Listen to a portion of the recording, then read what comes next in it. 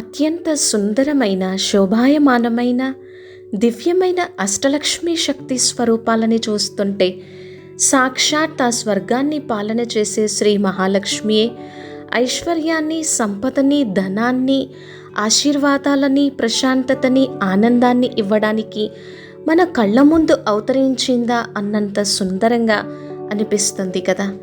ఎందుకంటే లక్ష్మీదేవి అంటే అందరికీ ఇష్టం, అందరికీ కావాలి. అందుకే లక్ష్మీదేవి కోసం చెప్పేటప్పుడు లక్ష్మీం క్షీరసముద్ర రాజతనయాం శ్రీరంగధామేశ్వరీం అంటే ఆ క్షీర సముద్ర పాల కడల నుంచి ఉద్భవించినటువంటి పద్మప్రియవి తల్లి నీవు అని ఆ లక్ష్మీదేవి కోసం వర్ణిస్తారు.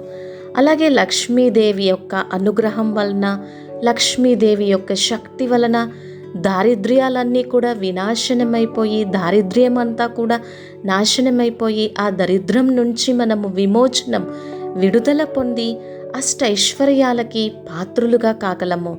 మరి ఇప్పుడు అష్టలక్ష్మి శక్తి స్వరూపాలని ఒక్కొక్కటి చూద్దాము. ముందుగా అష్టలక్ష్మిలలో తల్లిని శ్రీ ఆదిలక్ష్మిగా చూపిస్తారు.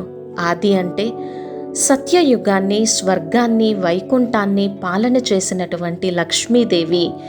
విష్ణుమూర్తి లక్ష్మీదేవి, శ్రీమన్నారాయణమూర్తి శ్రీ మహాలక్ష్మి. స్వర్గాన్ని పాలన చేసి అత్యంత సంపద వైభవాన్ని కలిగినటువంటి శ్రీ ఆదిలక్ష్మి. అన్నింటికీ మూలం, ధనానికి, ఐశ్వర్యానికి, సంపదకి, ఆనందానికి అన్నింటికీ మూలమైనటువంటి తల్లి, సంపదని అనుగ్రహించేటువంటి తల్లి శ్రీ ఆదిలక్ష్మి. ఆ ఆదిలక్ష్మి యొక్క అనుగ్రహంతోనే అష్టైశ్వర్యాలు, సిరి సంపదలు మన జీవితంలో కలుగుతాయి.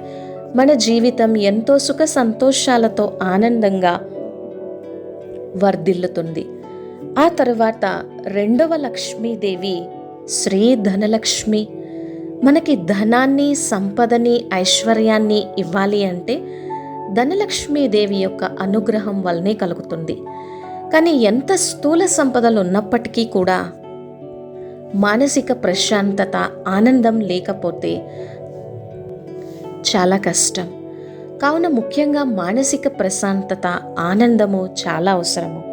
ఇక్కడ ధనము అంటే స్థూల ధనమే కాదు, మన దగ్గర ఉన్నటువంటి గుణాలు మనకొక గొప్ప ధనము.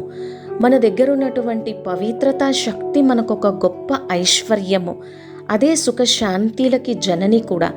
అలాగే ధనము అంటే అవినాశి అయినటువంటి, సర్వశ్రేష్టమైనటువంటి వేద విద్య జ్ఞానాన్ని కూడా ధనము అని చెప్తారు. జ్ఞాన ధనము.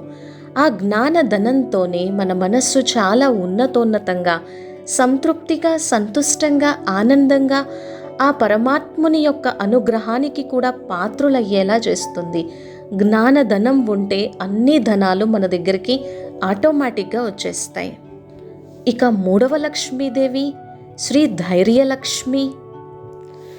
మన మనస్సులో ఎన్ని శక్తులు ఉన్నప్పటికీ, ఎంత టాలెంట్స్, క్వాలిటీస్, కెపాసిటీస్ ఉన్నప్పటికీ కూడా ధైర్యం లేకపోతే ఒక్క అడుగు కూడా ముందుకు వెయ్యలేము. కాబట్టి ధైర్యం చాలా అవసరం.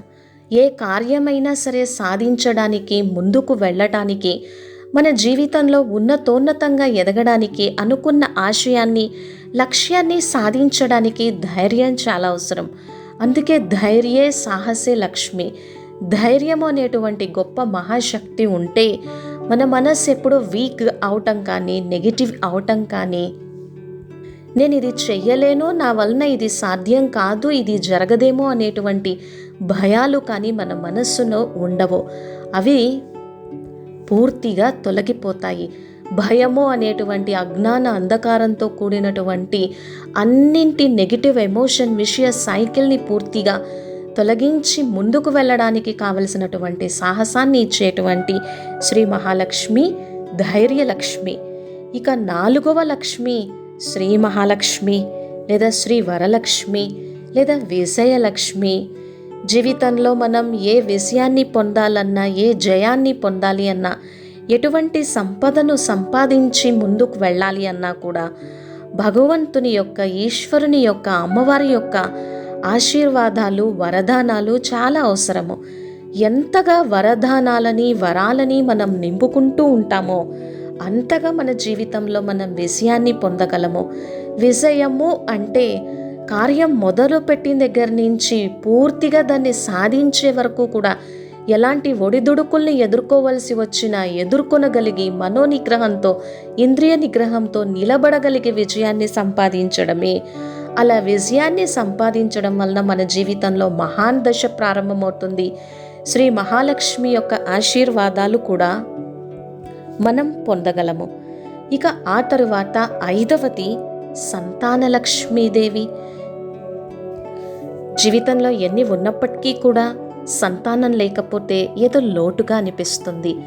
మరి మంచి సంతానాన్ని, ఉత్తమ సంస్కారాలు కలిగినటువంటి సంతానాన్ని విశ్వ కళ్యాణం చేసి భగవంతునికి కూడా తమ జీవితాన్ని సమర్పణ చేయగలిగినటువంటి జ్ఞాని యోగి ఆత్మలు, అలాంటి దివ్య సంతానాన్ని ఇచ్చేటువంటి దేవి సంతానలక్ష్మి.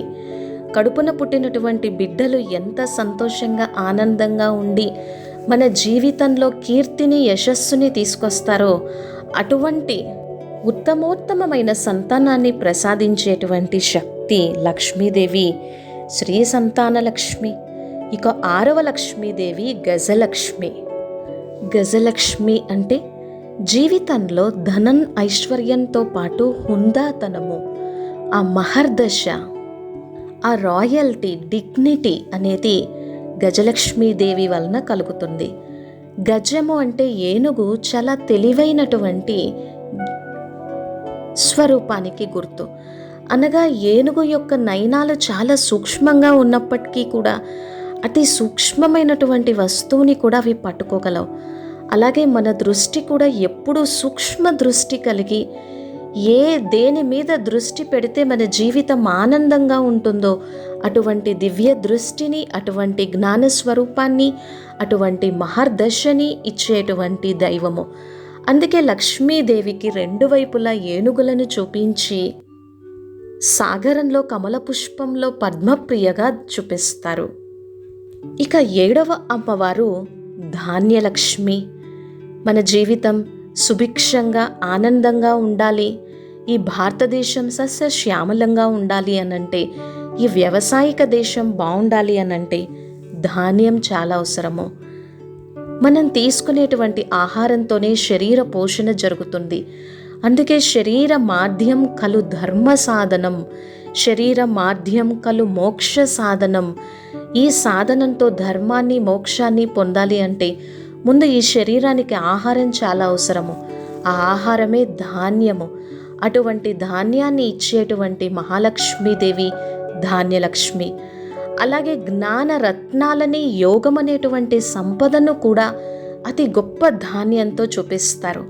అంటే దీంతో మన మనస్సు చాలా సర్వశ్రేష్టంగా ఉన్నతోన్నతంగా అవుతుంది.